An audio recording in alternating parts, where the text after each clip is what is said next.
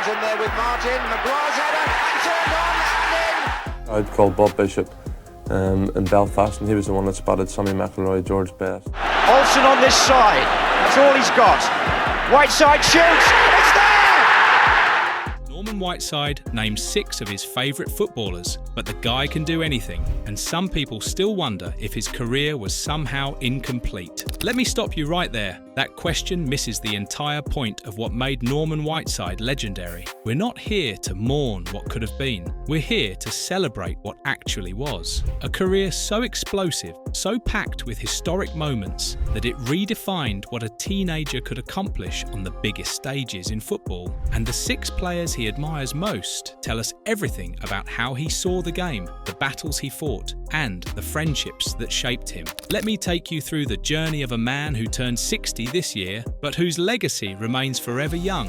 Let's start with the shadow he grew up under. George Best. Both from Belfast, both discovered by the same scout, Bob Bishop, the quiet Ulsterman who sent Manchester United that famous telegram about Best saying, "I think I've found you a genius." 15 years later, when Bishop alerted the club to another transcendent talent from the same city, the comparisons were instant. From the age of 14, Whiteside was constantly compared to George Best. Same place, same scout, same club. But the comparison was geographically convenient, but stylistically incomplete. Best was a jinker, a footballing beetle. Whiteside was something else entirely. At 6 feet 2 inches and possessed of a genuinely aggressive streak, he earned the nickname the Shankill Skinhead. His game was built on physicality, strength, and toughness. The true precedent he set wasn't Best, but Duncan Edwards. He became the youngest player to debut for Manchester United since Edwards, a hybrid of United's 2 most profound legacies. The precocious physical maturity of Edwards combined with the immense natural ability and Belfast origins of Best. When asked about the constant comparisons, he neutralised the pressure with a quote of profound genius. "The only thing I have in common with George Best is that we came from the same place, play for the same club, and were discovered by the same man." It was the perfect deflection, an act of supreme intelligence that allowed him to forge his own unique, explosive path. Now, let me take you to the moment the world took notice. Michel Platini, because facing Platini at the 1982 World Cup defined what it meant to announce yourself on the global stage. Whiteside's path exploded into global consciousness in the summer of 1982. Having returned from an 8-month injury layoff, he made his first team debut for Manchester United on April 24,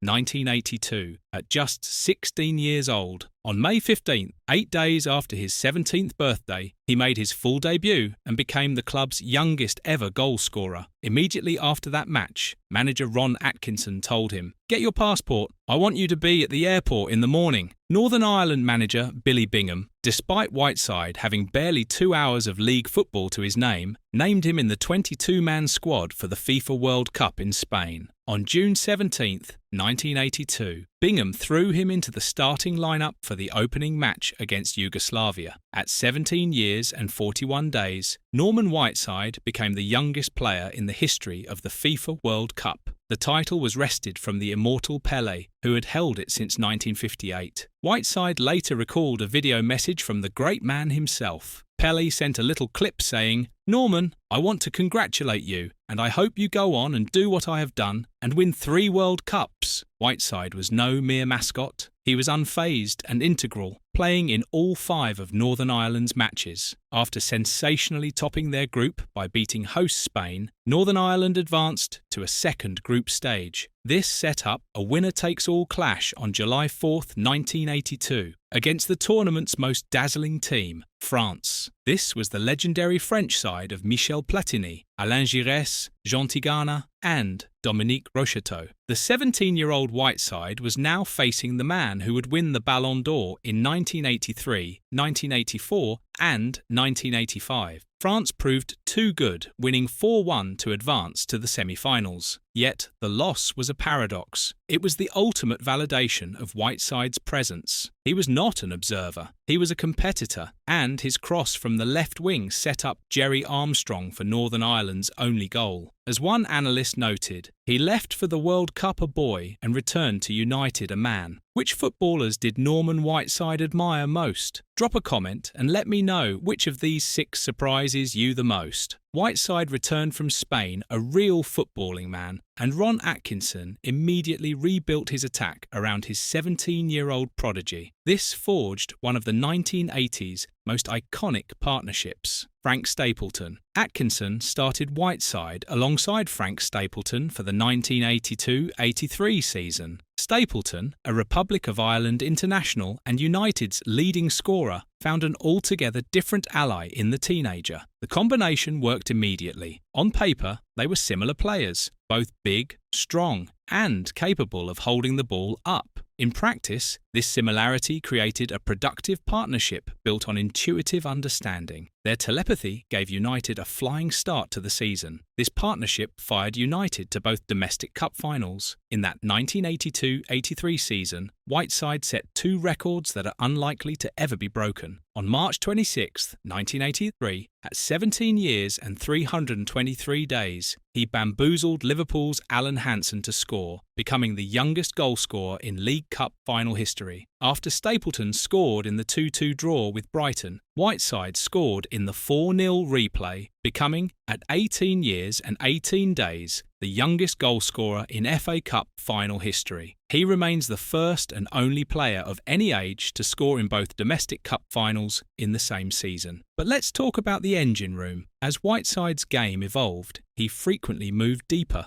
forming a formidable partnership with Brian Robson in the heart of the midfield. This was the engine room of Ron Atkinson's United. Captain Marvel and the Shankill Skinhead, a duo that embodied the warrior spirit of the side. They were United's 2 best midfielders. The brilliance lay in its aggressive design. They were similarly attacking players, and their shared instinct to drive forward defined the team's tactical identity. The Whiteside-Stapleton axis was the tactical key that unlocked their captain. Their ability to hold the ball up and occupy defenders allowed Brian Robson to join in the attack, unleashing him to have his most productive goal-scoring season, 18 goals, in 1983-84. The masterpiece of this tactical triumvirate was the European Cup Winners' Cup quarter-final second leg on March 21st, 1984. Trailing 2-0 to Diego Maradona's Barcelona, United needed a miracle. Atkinson deployed an unusual system with Robson at the tip and Whiteside and Stapleton just ahead. This formation allowed Robson, Whiteside and Remy Moses to harass the opposition in a way the Spanish side could not handle. As Whiteside recalled, "I had never before heard such fervour, and I haven't experienced it since." The third and final goal, which completed the historic 3-0 comeback, was the perfect illustration. A Robson raking pass sent Arthur Albiston down the wing. His cross was met by a Whiteside header back across the box, and Frank Stapleton slammed the ball home. It was a goal conceived by Robson, created by Whiteside, and finished by Stapleton. Now let's talk about the defining moment, the 1985 FA Cup final. If you want to know which goalkeeper Norman Whiteside respected most, it has to be Neville Southall, because beating Southall on the biggest stage of all defined Whiteside's legacy. The scene was Wembley Stadium, May 18th, 1985. Manchester United faced an Everton side on the verge of footballing immortality. Howard Kendall's team were the reigning league champions, had just won the European Cup Winners' Cup and were on the brink of a treble. United were the firm underdogs. In goal for Everton was Neville Southall, the 1985 FWA Footballer of the Year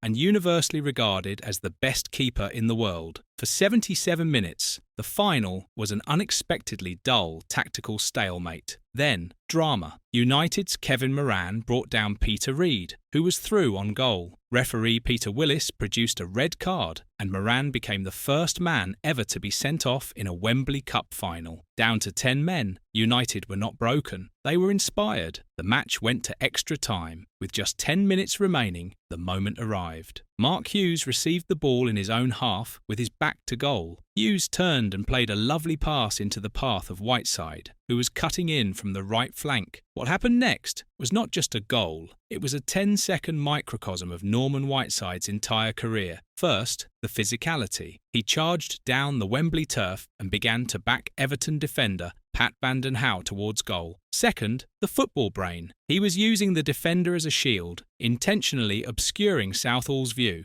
Third, the technical ability. From an almost impossible angle, he spotted a gap and unleashed a superb left-footed shot. Fourth, the big game mentality. The ball curled perfectly, kissed the inside of the post, and settled into the net, far beyond the reach of Neville Southall. The 10 men had done it. In the Daily Mirror, columnist Frank McGee immortalised the strike. You need astonishing expertise these days to curl a ball beyond the reach of Neville Southall, yet Whiteside managed it with a low shot that was as lethal as an Exocet missile. It remains one of the greatest goals in FA Cup history, a moment of genius that combined power, intelligence and grace to win a final against all odds. But if you want to know who Norman Whiteside truly cherished, you have to talk about Paul McGrath. Whiteside's character is perhaps best illuminated by his deep friendship with his Manchester United teammate, Paul McGrath. Their bond was a powerful human story that transcended football, forged in the complex political climate of the 1980s. McGrath framed their relationship with profound understatement. I was from Dublin, he was from Belfast, and there were a lot of tensions back then. Their friendship was not automatic. It was a conscious choice. We just realised it was stupid what we were doing in not speaking, McGrath said. We really did just sit down and have a cup of coffee and have it out basically. Let's just make a pact. From that moment, they became fast friends, a bond that endures to this day. Whiteside even attended a Wolf Tones gig in Manchester with his Irish teammates. McGrath noted Whiteside's formidable nature.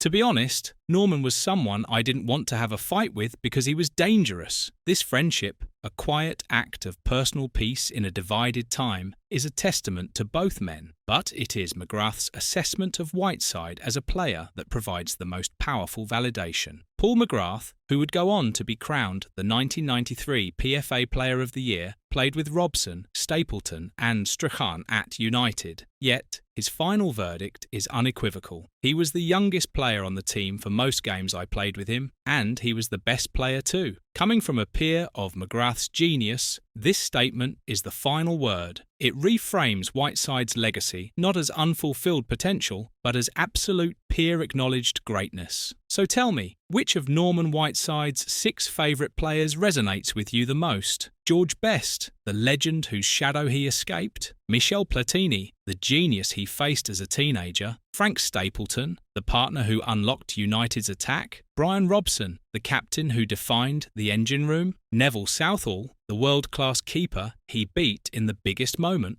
Or Paul McGrath, the friend who called him the best? Drop your answer in the comments. Norman Whiteside's career was cruelly cut short. The physical trauma of playing at such an intense level from the age of 16 took an irreversible toll. A ruptured Achilles and a persistent knee injury forced his departure from Manchester United in 1989. After a move to Everton, where he made just 29 league appearances, he announced his retirement in June 1991. He was just 26 years old.